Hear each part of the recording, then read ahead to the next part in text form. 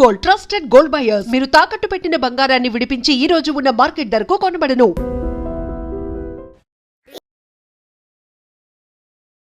నమస్తే, నేను Kavitha. Welcome to I dream news and నిజాలు. ఇరాన్ని పాత రాతి యుగంలోకి తీసుకెళ్తాం, ప్రపంచంలోనే ఒక దేశ నాగరికత లేకుండా చేస్తాము అంటూ తీవ్రమైనటువంటి స్వరంతో హెచ్చరించినటువంటి డొనాల్డ్ ట్రంప్ ఇప్పుడు 2 వారాల తాత్కాలిక కాల్పుల విరమణని అనౌన్స్ చేశారు. At the same time Iran కూడా 10 అంశాలతో డిమాండ్లని ముందుకు పెట్టింది అమెరికా ముందు. అమెరికా దాన్ని యాక్సెప్ట్ చేసినట్టే కనిపిస్తోంది. కాకపోతే పాకిస్తాన్ మధ్యవర్తిత్వం వహించింది అంటూ సరికొత్త సంచలన కీలకమైనటువంటి ప్రకటన చేశారు. ఇప్పుడు ఇజ్రాయెల్ ఏం చేయబోతోంది? మనతో పాటుగా ఉన్నారు సీనియర్ జర్నలిస్ట్ సురేష్ కొచ్చతిల్ గారు. సార్ నమస్తే. సో అమెరికా చాలా గంభీరంగా తీవ్రమైనటువంటి స్వరంతో మాట్లాడింది, ఇరాన్ కూడా అంతే గట్టిగా పోరాడింది. ఇప్పుడు ఆల్ ఆఫ్ సడన్ ఇజ్రాయెల్ ఏం మాట్లాడట్లేదా? ఇజ్రాయెల్ దీన్ని యాక్సెప్ట్ చేస్తుందా, లేకుంటే ఫైటింగ్ అనేది కంటిన్యూ చేస్తుందా అనేది? సో ఇజ్రాయెల్ స్టాండ్ ఎలా ఉంటుంది అనుకుంటున్నారు మీరు? సో ప్రెసిడెంట్ ట్రంప్ నిన్న మనకు తెలిసిన చాలా క్లియర్గా చెప్పారు. ఇవాళ పొద్దున భారతదేశం టైం IST 5:30కి మొత్తం ఒక సివిలైజేషన్ని వైప్అవుట్ చేస్తా అన్నారు. అది చాలా పెద్ద సెన్సేషనల్ స్టేట్మెంట్గా ఉండే. అమెరికాలో కూడా చాలా మటు కామెంటేటర్స్ అన్నారు, ఇది ఈవెన్ హిట్లర్ కూడా ఇట్లా మాట్లాడలేదు. వెన్ యూ వాంటెడ్ టు జ్యూస్ని ఎక్స్ట్రిమినేట్ చేసినప్పుడు, చంపినప్పుడు కూడా హిట్లర్ ఎప్పుడు ఇట్లాంటి ఒక స్టేట్మెంట్ ఇవ్వలేదు. మొత్తం సివిలైజేషన్ని వైప్అవుట్ చేసేస్తాను నేను చెప్పి, బాంబ్ చేస్తాను, బిల్డింగ్లు కొడతాను, బ్రిడ్జ్లు కొడతాను కాదు, సివిలైజేషన్ అంటే మొత్తం ప్రజల్ని చంపేస్తాను నేను. చాలామందికి భయం ఉండే ఏదో ఒక న్యూక్లియర్ థ్రెట్ ఉండొచ్చు అని. ఎందుకంటే ఇరాన్ లాంటి ఇంత పెద్ద ఒక దేశాన్ని మీరు డిస్ట్రాయ్ చేయాలంటే మీకు న్యూక్లియర్ వెపన్స్ యూజ్ చేయాల్సి ఉంది. టాక్టికల్ వెపన్స్తో పనికిరాదు. కానీ మనం ఏం చూసామంటే దాని తర్వాత ఒక సీజ్ ఫైర్ అనౌన్స్మెంట్ ట్రంప్ చేశారు. దాన్ని అంగీకరించుకుంటా అట్లా ఇట్లా కాకుండా చెప్పి ఇరాన్ కూడా సో అండ్ సో స్టేట్మెంట్ ఇచ్చారు అంతే, సేయింగ్ దట్ మేము ఒక 10-point ప్రపోజల్ పెట్టాము, దాన్ని అంగీకరించిస్తే దాని స్టార్టింగ్ పాయింట్ ఆఫ్ టాక్స్ ఉంటే మేము కూడా we will also strait of హార్మోస్ని స్లోలీ ఓపెన్ చేస్తాం, subject to lot of conditions. వాళ్ళ IRGC ఇన్స్పెక్షన్స్ ఉంటుంది, అలౌ చేయాల్సి వస్తుంది. అది కాకుండా టెక్నికల్ ప్రాబ్లమ్స్ ఉంది, అది కూడా సార్ట్ అవుట్. ఇప్పుడు ఏం జరిగిందంటే ట్రంప్, అమెరికాలో ఇప్పుడు కామెంటేటర్స్ ఒకవైపు ట్రంప్ టాకో అంటారు వీళ్ళు, ట్రంప్ ఆల్వేస్ చికెన్స్ అవుట్ అంటే లాస్ట్ మినిట్లో విత్డ్రా చేసుకుంటాడు ట్రంప్. అదే జరిగింది ఈసారి. ఈ యుద్ధం అమెరికాకి ఒక పెద్ద వియట్నాం వార్ లాగానే ఒక డిబాకల్ అయిపోయింది. ట్రంప్ అంగీకరించుకున్న 10 కండిషన్స్లో ఒకటి, యురేనియం గురించి ట్రంప్ మాట్లాడకూడదు, అమెరికా మాట్లాడకూడదు. నౌ మనం అర్థం చేసుకోవాలి కవిత గారు, ఈ యుద్ధం మొదలైంది ఇజ్రాయెల్తోనే, అమెరికాతో కాదు. ప్రాబ్లం ఇప్పుడు కూడా ఇజ్రాయెల్కి ఉంది, అమెరికాకి ప్రాబ్లం లేదు. ఇజ్రాయెల్ ప్రాబ్లం ఎందుకంటే ఇజ్రాయెల్ని ఆక్రమించుకుంటా 2 చోట్ల నుంచి, ఒకటి గాజా నుంచి హమాస్, లెబనాన్ నుంచి హెజ్బుల్లా, అది కాకుండా హూతీలు రెడ్ సీ దగ్గర యెమెన్లో కూర్చున్నారు. వీళ్ళు ముగ్గురు ఈ ప్రాక్సీస్ కలిసి ఇజ్రాయెల్ మీద దాడి చేస్తూనే ఉంటారు రెగ్యులర్గా. వాళ్ళని అరికట్టడానికే ఫస్ట్ ఫేజ్లో అక్టోబర్ 7th ఆ రోజు జరిగిన ఇజ్రాయెల్ మీద దాడి జరిగిన తర్వాత ఇజ్రాయెల్ ఆల్మోస్ట్ హమాస్ లీడర్షిప్ని కంప్లీట్గా ఫినిష్ చేసేసారు. హమాస్ తర్వాత ఒక సీజ్ ఫైర్కి వచ్చారు. వాళ్ళు బతుకున్న హాస్టేజెస్ని రిటర్న్ చేశారు, చనిపోయిన వాళ్ళ డెడ్ బాడీస్ కూడా రిటర్న్ చేశారు, ఇజ్రాయలీ హాస్టేజెస్. అది అక్కడికి ఆగిపోయింది అది. కానీ ఇప్పుడు కూడా హమాస్ని డిసార్మ్ చేయలేదు. ఆ రోజు ప్రెసిడెంట్ ట్రంప్ చెప్పారు, హమాస్ని డిసార్మ్ చేయాలంటే వాళ్ళ ఆయుధాలన్నీ కింద పెట్టి సరెండర్ కావాలి, వాళ్ళు ఇవాళ దాకా చేయలేదు. అక్కడ కూడా ట్రంప్ ఫెయిల్ అయ్యారు. ఎందుకంటే ఆ సరెండర్ నెగోషియేట్ చేసిన ట్రంపే అప్పుడు, US గవర్నమెంట్. ఇటు హెజ్బుల్లా వాళ్ళ కంప్లీట్ లీడర్షిప్ని కొట్టుపడిన తర్వాత కూడా హెజ్బుల్లా ఇంకా చాలా యాక్టివ్ ఉన్నారని తెలిసిపోయింది ఇప్పుడు. ఇజ్రాయెల్ ఏమో లిటనీ రివర్ దాకా అంటే సదర్న్ లెబనాన్ దాకా మొత్తం ఆక్యుపై చేసుకున్న తర్వాత కూడా 130,000 మంది అక్కడి నుంచి వాళ్ళు కంప్లీట్గా మూవ్ చేసేసారు పాపులేషన్, లెబనీస్ పాపులేషన్ని. దాని తర్వాత కూడా స్టెబిలైజ్ చేయలేకపోతున్నారు. వాళ్ళు ఆ యుద్ధంలో అక్కడ కంప్లీట్గా ఇన్వాల్వ్ ఉన్న టైంలో ప్రెసిడెంట్ ట్రంప్ ఎవరి దగ్గర అడగకుండా పాకిస్తాన్ ఒక ప్రపోజల్ ఇచ్చారు, దాన్ని బట్టి నేను అంగీకరిస్తున్నాను అని చెప్పేది I think it's a biggest diplomatic failure of America. Possibility దీని నుంచి ట్రంప్ రికవర్ కారు. ఒకటి మిడ్ టర్మ్ పోల్స్ పోతుంది, దాని తర్వాత దానికన్నా ముందు కూడా ఇప్పుడు జరగబోయే ఆయనకి వ్యతిరేకంగా ఉన్న ఛాలెంజ్ నెక్స్ట్ ఎలక్షన్కి కోర్స్ ఆయన నెక్స్ట్ ఎలక్షన్ పోటీ చేయలేరు, కానీ జేడీ వ్యాన్స్ లాంటి వాళ్ళు they will start taking upper hand. ఎందుకంటే ఈ యుద్ధం విరుద్ధంగా ఉన్నారు జేడీ వ్యాన్స్. స్టార్టింగ్ నుంచి మీకు గుర్తుంటుంది, was totally oppose to this war. ఎందుకు ఈ యుద్ధం అక్కర్లేదు, మన యుద్ధం కాదు కదా, ఇది ఇజ్రాయెల్ వాళ్ళ యుద్ధం, వాళ్ళు చూసుకుంటారని చెప్తే ట్రంప్ వినలేదు. ట్రంప్ వెళ్ళి దిగాడు దీంట్లో. ఇప్పుడు ఇజ్రాయెల్ ఏమంటున్నారంటే మా దగ్గర మీరు అసలు కన్సల్టే చేయలేదు, చేయకుండా మా గురించి మీరు ఎట్లా పీస్ డీల్ చేస్తారు, మా వైపు ఉన్నది మేము చూసుకుంటాం, హెజ్బుల్లా డీల్ చేస్తున్నది మేము, you cannot agree to Iran's condition saying హెజ్బుల్లాని ముట్టకూడదు అని మీరు ఎట్లా అంటారండి, అది హౌ ఇట్స్ నాట్ పాసిబుల్ అని. దానికోసం ఇవాళ పొద్దున కూడా ఈ సీజ్ఫైర్ అనౌన్స్మెంట్ జరిగిన తర్వాత కూడా ఆల్మోస్ట్ 4 గంటల సేపు ఇజ్రాయెల్ బేరూట్ మీద చుట్టుపక్కల ఏరియాస్ మీద బాంబింగ్ చేశారు. వాళ్ళు ఇంకా చేస్తారు కూడా. ఇజ్రాయెల్ ది సీజ్ఫైర్ని అంగీకరించరు. కోర్స్ ఇరాన్ మీద దాడి చేయరు, కానీ హెజ్బుల్లా వైపు నుంచి మిగతా హమాస్ ఎవరైనా వాళ్ళ మీద దాడి చేస్తే definitely they will react to it. ఇజ్రాయెల్లో ఉన్న ఆపోజిషన్ లీడర్, యూజువల్లీ వీళ్ళ ఆపోజిషన్ లీడర్స్ క్రిటిసైజ్ చేయరు వాళ్ళ గవర్నమెంట్, మనలా కాదు. యుద్ధం ఉంటే వాళ్ళు గవర్నమెంట్ని బ్యాక్ చేస్తారు, కానీ గవర్నమెంట్ వ్యతిరేకంగా మాట్లాడరు. కానీ అక్కడున్న ఆపోజిషన్ లీడర్ కూడా ఇవాళ ట్వీట్ చేశారు. ఆయన ఏమన్నారంటే, ఇది ఏంటి నెటన్యాహుని ఇట్లా ఇన్సల్ట్ చేశారు ట్రంప్, ఇజ్రాయేలీ ప్రజల్ని ఇన్సల్ట్ చేశారు, మన దగ్గర అడగకుండా మన వ్యతిరేకంగా పోరాడుతున్న టెర్రరిస్ట్ వాళ్ళని సపోర్ట్ చేస్తూ ట్రంప్ ఎట్లా సీజ్ఫైర్ డిక్లేర్ చేస్తారు, నెటన్యాహు హెస్ ఫెయిల్డ్ అన్నారు. ఇది పెద్దగా స్టేట్మెంట్, ఎందుకంటే గత గారు ఇజ్రాయెల్లో ఎలక్షన్స్ వస్తుంది దగ్గరే, 2-3 నెలలు వచ్చేస్తుంది ఎలక్షన్. దాంట్లో నెటన్యాహు ఇప్పుడు దాకా లీడింగ్లో ఉన్నారు. కానీ ఈ స్టేట్మెంట్తో, ఈ సీజ్ఫైర్తో బహుశా నెటన్యాహు ఫ్యూచర్ కూడా డౌట్లో ఉంది ఇప్పుడు. ఇజ్రాయెల్ లాబీ, యూఎస్లో ఉన్న లాబీ చాలా పవర్ఫుల్. ఇది ఏ అమెరికన్ ప్రెసిడెంట్ అయినా, రిపబ్లికన్ అయినా, డెమోక్రాట్ అయినా భయపడతారు.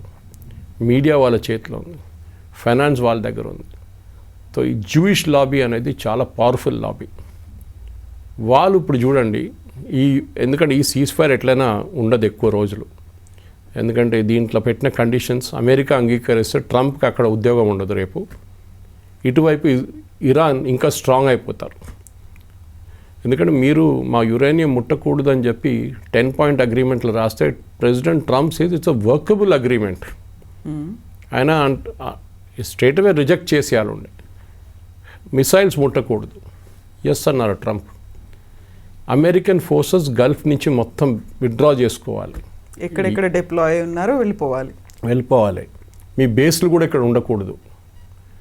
ఆలోచించండి సౌదీ అరేబియా సంగతి, వాళ్ళు భయపడతారు. Osama bin Laden next version వచ్చి సౌదీ అరేబియాని టేక్ ఓవర్ చేసుకుంటారు రేపు.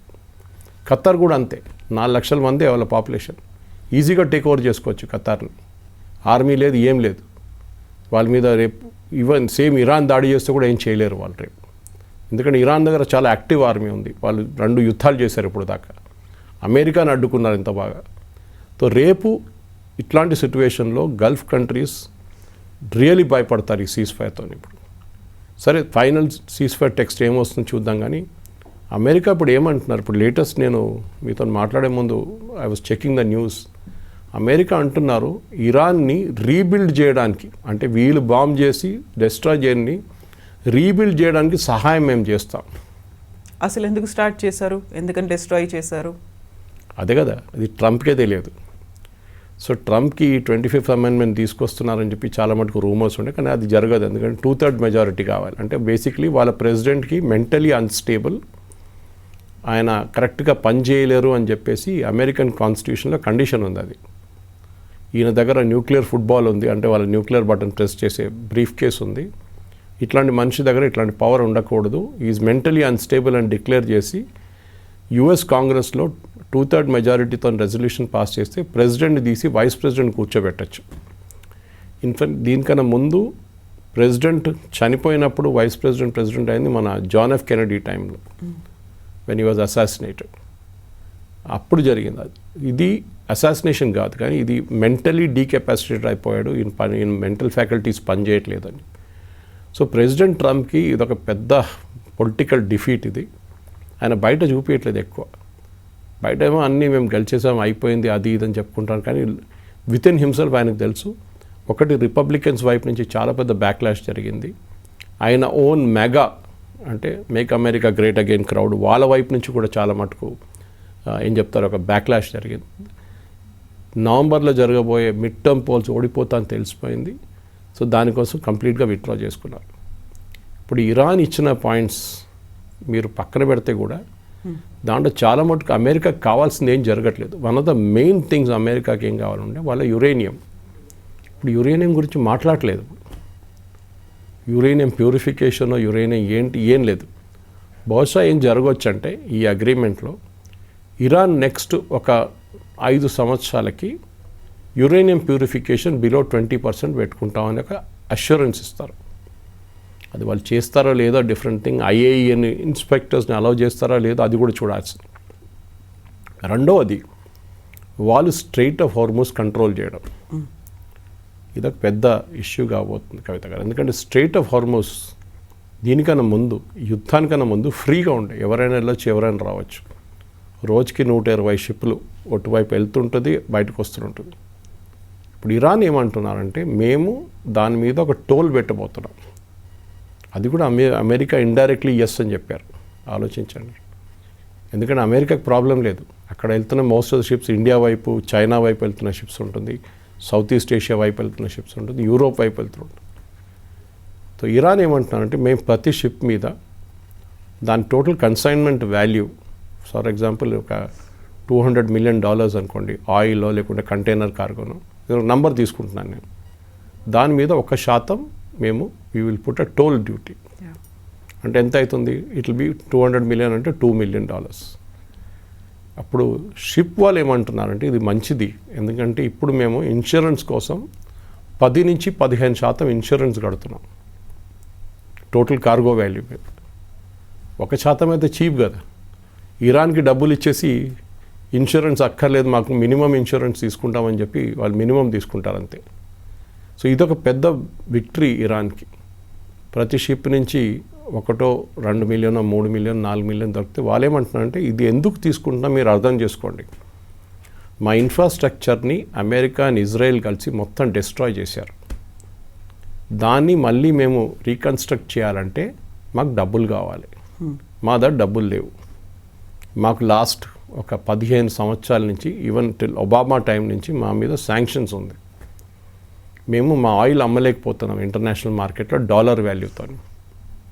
ఇప్పుడు మేము ఒకటి మా మీద ఉన్న మొత్తం కంప్లీట్ శాంక్షన్స్ తీసేయాలి. అది కూడా చాలా క్లియర్గా చెప్పారు. Primary sanctions and secondary sanctions రెండు తీయమంటున్నారు. అది కూడా 10 కండిషన్స్లో ఉంది. And president Trump surprisingly has said yes to it. నేను అనుకున్నాను ఈవెన్ ఒక ఫస్ట్ రీడింగ్ చూడగానే దీంట్లో ఏదో తప్పు ఉందనుకున్నాను ప్రెసిడెంట్ ట్రంప్ చెప్పింది, కానీ he is now repeated again saying it's a workable proposal. నాకు అర్థం కావట్లేదు. ఆయనకు ఒక పొలిటికల్ సూసైడ్ ప్రెసిడెంట్ ట్రంప్కి ఇది. యుఎస్లో అక్కడున్న డెమోక్రాట్స్ వాళ్ళు ఇడవరు, ఇన్ని ఎంటబడతారు. ఇప్పుడు మీరు ఎట్లా కన్సీడ్ చేశారు ఇరాన్కి ఇదంతా అని చెప్పేసి. ఎందుకంటే మొన్నదాకా ప్రెసిడెంట్ ఒబామాని ఈయన ట్రంప్ చాలా మటుకు తిట్టాడు. మీకు గుర్తుంటుంది, ఒబామా ఇరాన్కి $90 మిలియన్ ఎంతో డాలర్లు ఇచ్చారని చెప్పి ఒక పెద్ద స్టేట్మెంట్ ఇచ్చారు. ఇరాన్ న్యూక్లియర్ డీల్ సైన్ చేసిన తర్వాత అది యాక్చువల్లీ ఇరాన్ డబ్బులు ఉండేది. అమెరికా పాకెట్ నుంచి ఇవ్వలేదు, ట్యాక్స్ పేర్ నుంచి. ఇరాన్ అసెట్ సీజ్ చేసుకున్న డబ్బులు రిటర్న్ చేశారు అంతే. అది అగ్రిమెంట్లో ఉండే. ఆ అగ్రిమెంట్ ట్రంప్ క్యాన్సిల్ చేశారు.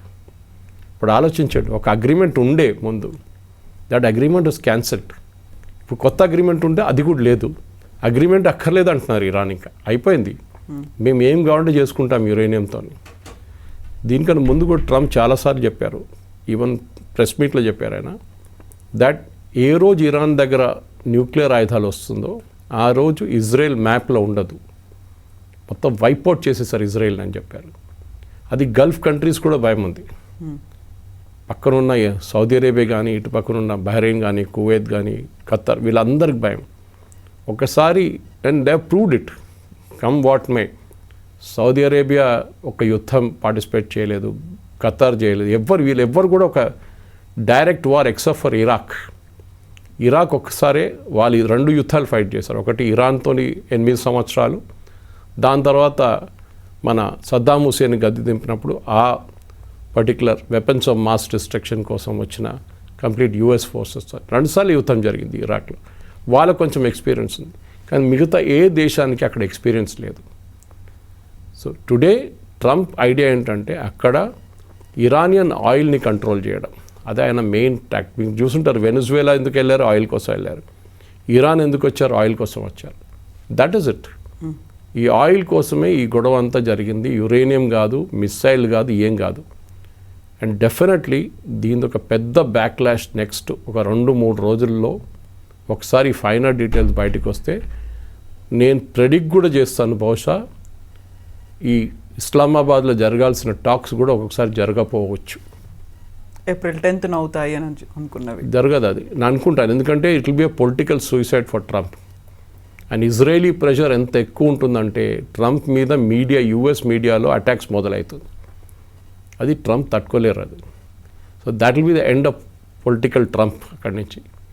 అండ్ రాజీనామా చేసి వెళ్ళిపోతారు, that's a different thing. But ఒక లేమ్ డక్ ప్రెసిడెంట్ అయిపోతారు. దట్ ఇరాన్ లాంటి ఒక రాష్ట్రం మీద మీరు ఏమేమి చెప్పారు, మొత్తం సివిలైజేషన్ని ఫినిష్ చేసేస్తాను, ఒక బిల్డింగ్ ఉండదు, ఒక బ్రిడ్జ్ ఉండదు, ఒక ఏం చెప్తారు పవర్ ప్లాంట్ ఉండదు, ఏం ఉండదు అని చెప్పిన మనిషి వచ్చి పులిలాగా వచ్చి పిల్లిలాగా వెళ్ళిపోయారు. అంతే, అది జరిగిందనమాట. So definitely this is Trump the పెద్ద పొలిటికల్ లైఫ్లో ఇది పెద్ద ఒక ఏం చెప్తారు ఒక బ్లాక్ మార్క్. కాకపోతే ప్రపంచానికి మాత్రం ఒక రిలీఫ్ అనేది కనిపించింది. ఏం జరగలేదు, అంత బాగానే ఉంది, కొంచెం మన మీద బర్డెన్ పడకుండా తగ్గింది, కనీసం ఒక 2 వీక్స్కైనా పీస్ఫుల్గా ఉండబోతోంది అనేటువంటి ఒక రిలీఫ్. ఎంత అయినప్పటికీ కూడా ట్రంప్ అలా ఎందుకు చేశాడు అనుకున్నప్పుడు పోన్లే థ్యాంక్ గాడ్ ఇప్పటికైనా యాక్సెప్ట్ చేశాడు అనే ఒక ఫీల్ అనేది ఉంది. బట్ నెక్స్ట్ ఏం జరగబోతోంది, అంత ఈజీగా ఎంత పొలిటికల్ సూసైడ్ అనుకున్నప్పటికీ ఇరాన్ మాత్రం అంత స్ట్రాంగ్గా ఎలా ఉండగలిగింది, తన మాటని ఎలా నెగ్గించుకోగలిగింది అనేది. మనం దీనికన్నా ముందు కూడా మాట్లాడాం కవిత గారు. ఇరాన్ సద్దాం హుసేన్తో 8 నుంచి 9 సంవత్సరాల యుద్ధం ఒకటి ఉండే. ఇంగ్లీష్లో అంటారు కటింగ్ యువర్ టీత్ అంటారు, అంటే మీ ఎక్స్పీరియన్స్ మీరు అక్కడి నుంచి వచ్చింది. 9 సంవత్సరాలు సద్దాం హుసేన్ లాంటి ఇరాక్లో ఉన్న ఆర్మీతో పోరాటం చేయడం అనేది ఈజీ కాదు.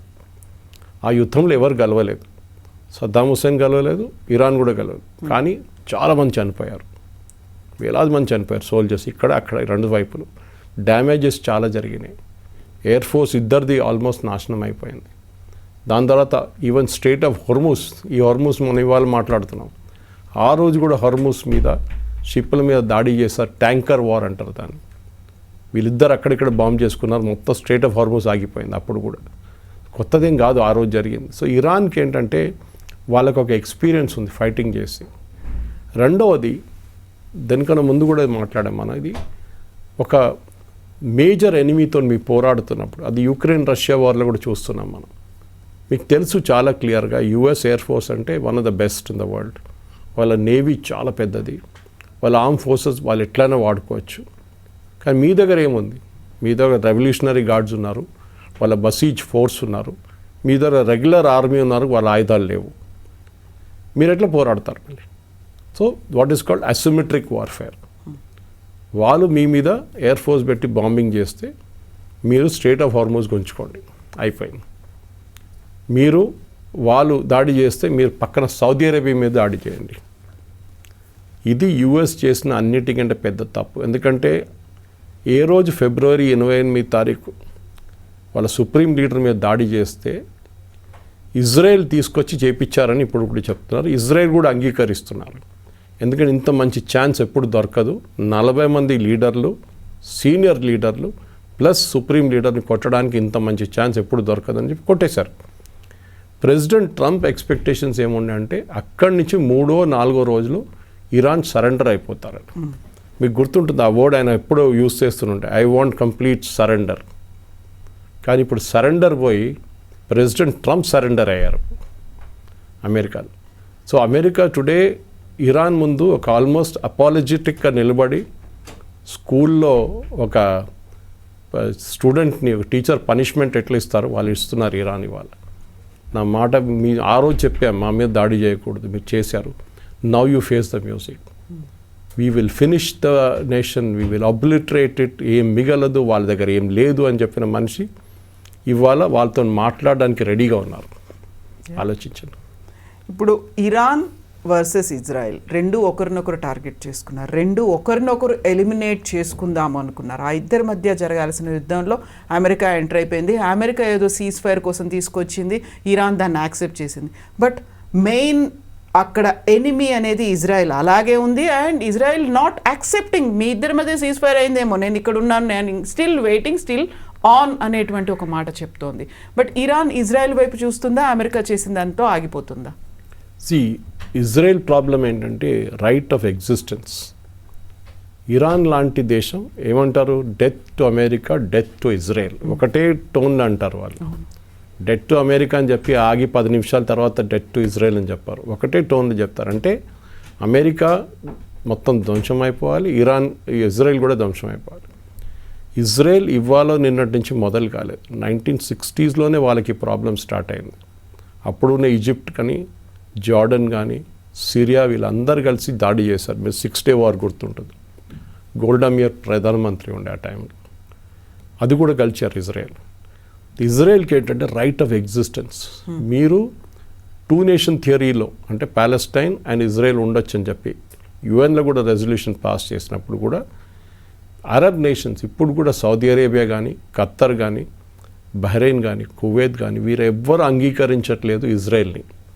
ఓన్లీ 1 GCC మెంబర్ UAE వాళ్ళు అంగీకరించారు అబ్రహాం అకార్డ్స్తో. అబ్రహాం అకార్డ్స్ సంతకం పెట్టడానికి సౌదీ అరేబియా రెడీ ఉన్న 2 రోజుల ముందు October 7th జరిగింది. చాలామంది అంటున్నారు అది కావాలని చెప్పి ఇరాన్ చేపించారు, సో దట్ ఇజ్రాయెల్కి గల్ఫ్ కంట్రీస్లో ఒక కాలు పెట్టడానికి ఒక చోటు దొరకకూడదు. In fact the first El Al flight, Israeli airline flight, national carrier UAEలో దిగింది దానికన్నా 2 రోజుల ముందు, రెగ్యులర్ డిప్లొమాటిక్ రిలేషన్స్ కోసం. అది మీరు కళలో కూడా మీకు రాదు అది, అంటే ఇజ్రాయెల్ ఒక ఎయిర్క్రాఫ్ట్ వచ్చి ల్యాండ్ రావడం దుబాయ్లో అని. But it happened. కానీ ఇప్పుడున్న పరిస్థితుల్లో డెఫినెట్గా బెంజమిన్ నెటన్యాహు మీద చాలా పెద్ద ప్రెషర్. మీరు ట్రంప్ అంటున్నాం మనం, ఇప్పుడు ట్రంప్ కన్నా చాలా ఎక్కువ ప్రెషర్ బెంజమిన్ నెటన్యాహు మీద ఉంటుంది. ఈ యుద్ధం ఆపకూడదు, to continue the war, because for them it's existence. ఇవాళ మీరు హెజ్బుల్లాకి ఒక 2 వారాలకు గడిపిస్తే వాళ్ళు రీఆర్గనైజ్ చేసుకుంటారు, కావాలని ఆయుధాలు తెప్పించుకుంటారు, వాళ్ళ ఫోర్సెస్ని రీఆర్గనైజ్ చేసుకుంటారు, లాంచర్స్ని పెట్టుకుంటారు, అన్నీ రెడీ చేసుకుంటారు వాళ్ళు. ఇప్పుడు వాళ్ళు బ్యాక్ ఫుట్లో ఉన్నారు, రేపు వాళ్ళు ఫ్రంట్ ఫుట్లో వచ్చేస్తారు. ఇది ఇజ్రాయెల్ భయం ఇది. And they are genuinely correct, దాంట్లో తప్పులేదు. సో ప్రెసిడెంట్ ట్రంప్ ఇప్పుడు ఏమైపోతుందంటే, ప్రెసిడెంట్ ట్రంప్ ఫస్ట్ నెటన్యాహుతోనే వెళ్ళారు, ఇప్పుడు నెటన్యాహు విరుద్ధంగా మాట్లాడాల్సి వస్తుంది. At the same time Israel US help లేకుండా ఏం చేయలేరు. వాళ్ళ దగ్గర ఉన్న ఎయిర్క్రాఫ్ట్ చూడండి, F-35 is a US aircraft, F-15, F-16 కూడా ఉంది వాళ్ళ దగ్గర. చాలా మటుకు వాళ్ళ దగ్గర ఉన్న ఆయుధాలు అన్ని US నుంచి కొనుక్కున్నారు. సో ఏ US ప్రెసిడెంట్ అయినా కానీ ఇజ్రాయెల్ని ఇగ్నోర్ చేయలేరు, ఇప్పుడు కూడా ట్రంప్ చేయలేరు. కానీ ఇవాళ రేపు నేను ఇజ్రాయెల్కి ఆయుధాలు బంద్ చేసేస్తాను, Israel doesn't follow the ceasefire అంటే that president will not exist for long. ఆయన పదవి పోతుంది ఇండైరెక్ట్గా, అంటే పవర్లెస్ అయిపోతారు ఆయన. ఇజ్రాయెల్ వాళ్ళ యుద్ధం వాళ్ళు నడిపించుకుంటారు వాళ్ళు ఎందుకంటే ఫదం ఇది కాకుండా 1 సంవత్సరం తర్వాత మళ్ళీ మొదలవుతుంది ఇది ఇష్యూ. ఇటు నుంచి హెజ్బుల్లా కొడతారు, అటు నుంచి హమాస్ వాళ్ళు చేస్తారు, అక్కడి నుంచి హూతీలు కొడతారు, same problem will start. Israel ఇప్పుడు కాదు, వాళ్ళ ఫార్మేషన్ టైం నుంచే వాళ్ళకి ఈ ప్రాబ్లం ఉంది. అప్పటి నుంచి Palestine liberation organisation, Yasser Arafat మీకు గుర్తుంటుంది, వాళ్ళు చేసిన టెర్రరిస్ట్ అటాక్ అయితే ఏం లేదు, ఇప్పుడు జరుగుతున్నాయి అసలు ఏం లేదు. అప్పుడు చాలా మటుకు టెర్రరిస్ట్ అటాక్ జరుగుతుండే. వాళ్ళ ఒక ఎయిర్లైన్ని హైజాక్ చేసి కంపాలా తీసుకెళ్లారు, ఎంటబే, మీకు గుర్తుంటుంది. అది కాకుండా మ్యూనిక్ ఒలింపిక్స్లో వాళ్ళ ఒలింపియన్స్ని చంపారు 1971లో. ఎస్, అట్లా చాలా జరిగినాయి. So Israel knows it's a right of వాళ్ళ ఎగ్జిస్టెన్స్ కోసం పోరాడుతున్నారు వాళ్ళు, ఇంకేం దానికి కాదు వాళ్ళకి.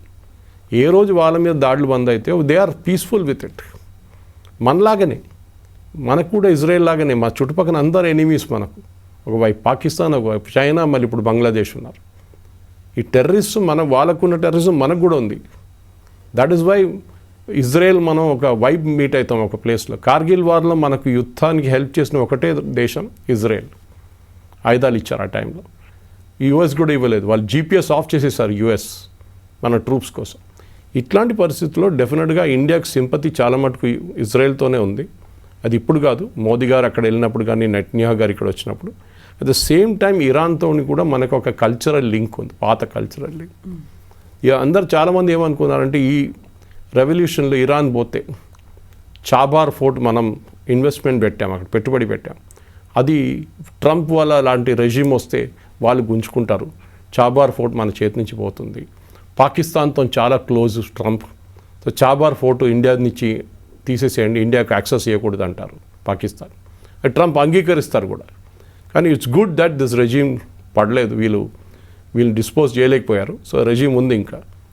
కానీ ఎంత ఏం చెప్తారు స్ట్రిక్ట్గా ఉంటారో రెజ్యూమ్ మనం చూడాల్సింది. ఎందుకంటే ఈయన రెజ్యూమ్ చేంజ్ అని అక్కడ వెళ్ళిండు ట్రంప్. ఇప్పుడు కూడా అంటున్నారు రెజ్యూమ్ చేంజ్ అయిపోయింది.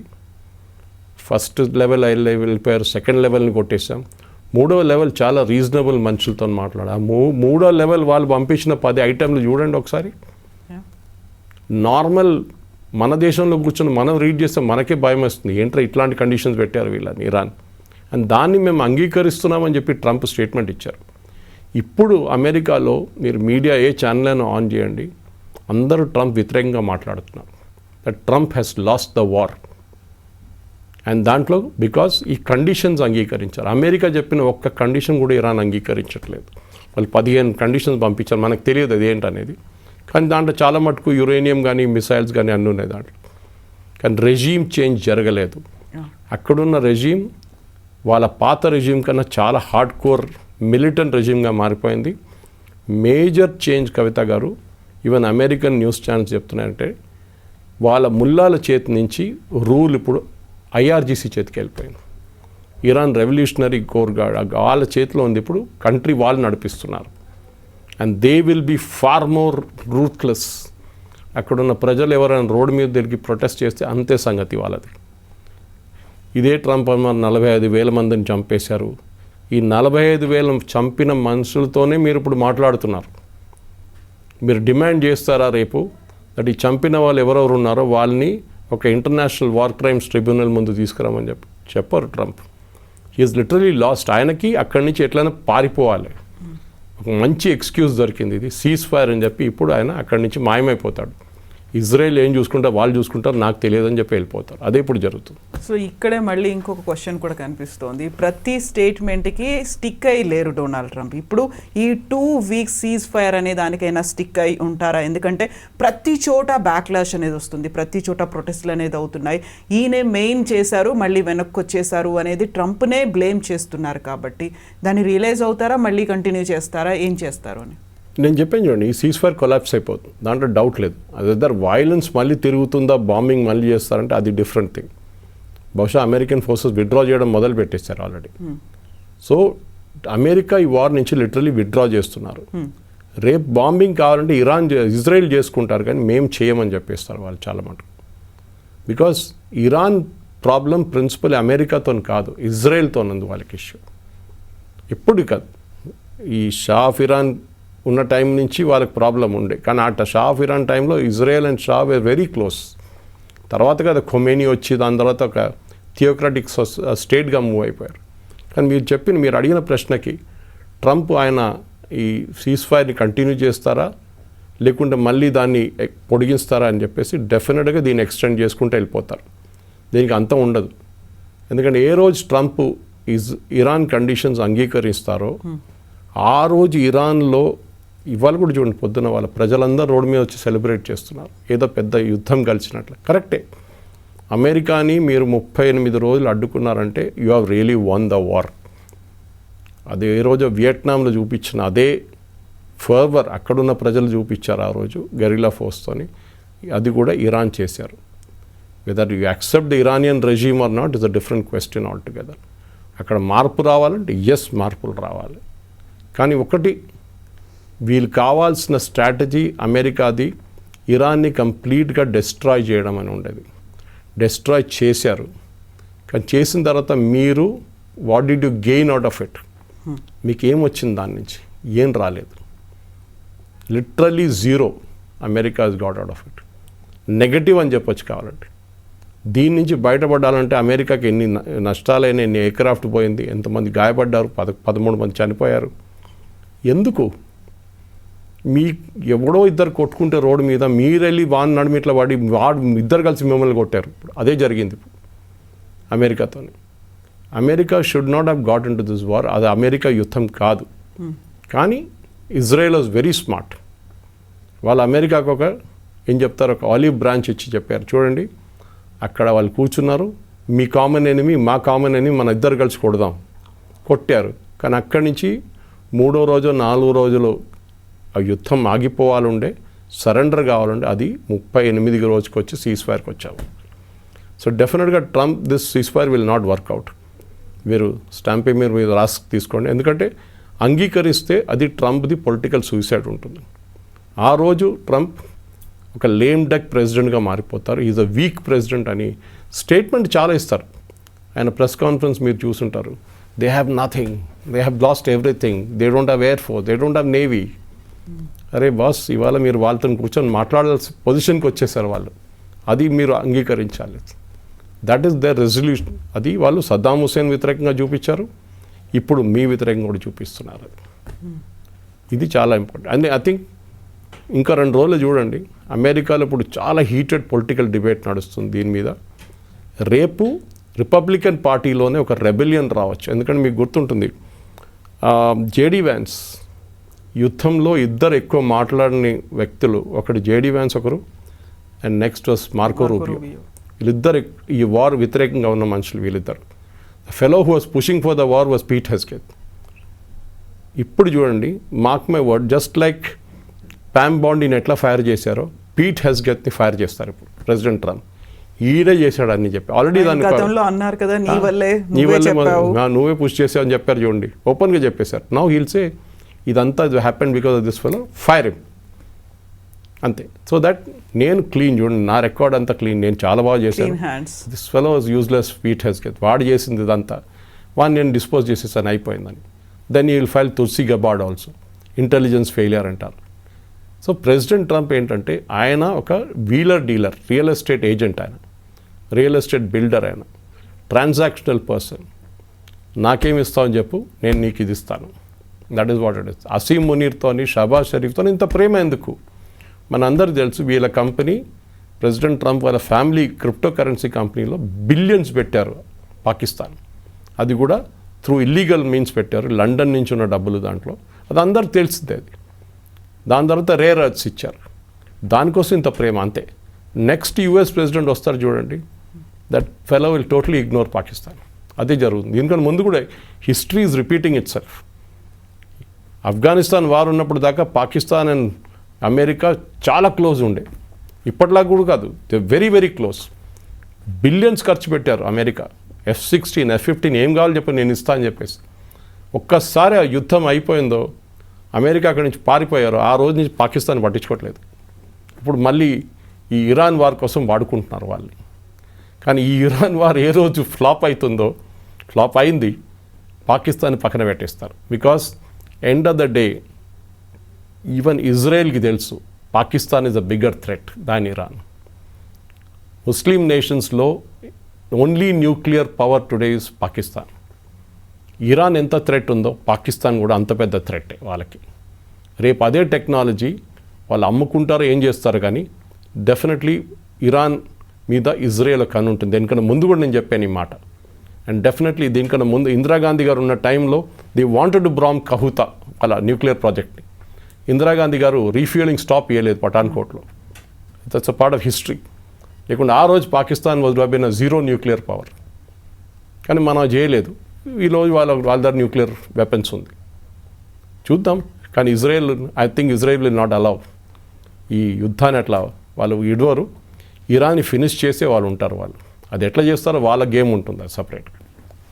Yes, sir. Thank you so very much. much. Thank you. And for more videos, Please subscribe to iDream. Please subscribe to iDream. Please subscribe iDream. And please subscribe to iDream. For more videos, subscribe to iDream. please like, share and subscribe to the channel. Congratulations, iDream. Subscribe to iDream. Subscribe to iDream. So subscribe to iDream Media. iDream team అందరికి huge congratulations. Please subscribe iDream Media. Please subscribe to iDream. Subscribe iDream. Please subscribe to iDream. iDream అంటే నా కళల ఛానల్ను subscribe చేసుకున్న నోరు తిరుగుతలేదు, మీరైతే గంట గుర్తు కొట్టండి. For more such videos, please subscribe to iDream. Subscribe to iDream. Please subscribe to iDream. Please subscribe iDream Media. Please do subscribe to iDream. Please subscribe to iDream Media. For best entertainment and information, please subscribe iDream. And don't forget to subscribe to iDream.